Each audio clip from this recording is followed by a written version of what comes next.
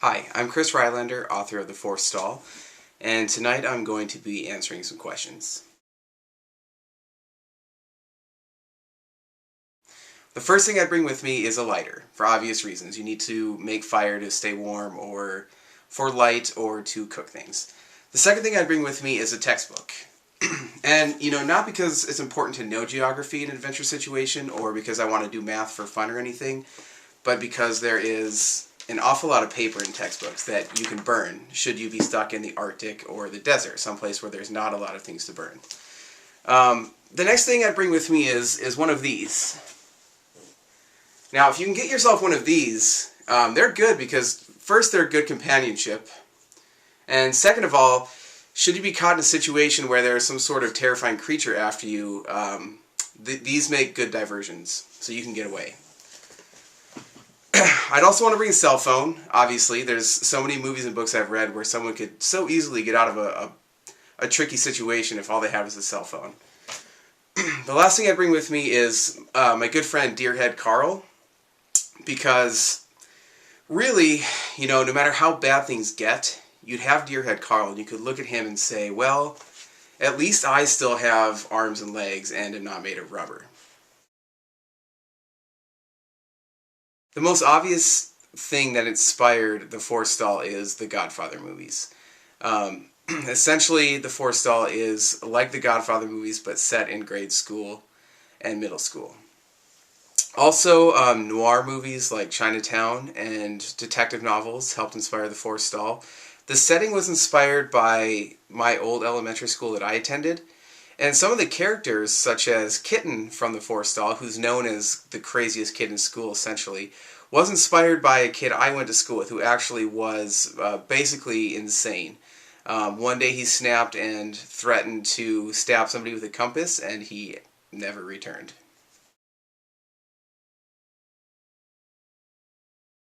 The main way that Mac and Vince are different is they like to pay kids to do the tough jobs for them. They actually like to sit back, collect the money, come up with the ideas, but then pay employees to go out and do all the difficult tasks.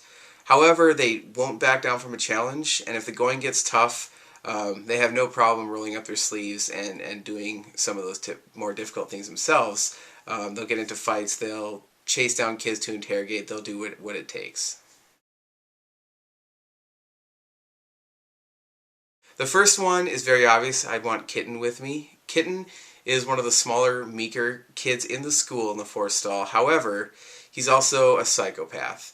He's not afraid of anything, and he fights very dirty. So if he gets into a fight, he's going to win. He's someone I definitely want with me on an adventure. I'd also want with me Tyrell. He's the master of disguise.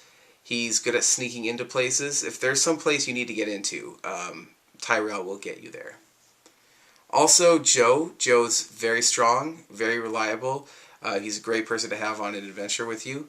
Mac, because he is the ultimate problem solver. If there's a problem, Mac will find a way to get you out of it. And then his best friend and business partner, Vince. He's good to have with.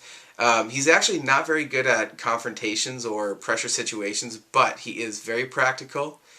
He's very logical, he makes good decisions, and he's going to make sure that you don't do things that make your situation even worse than it already is.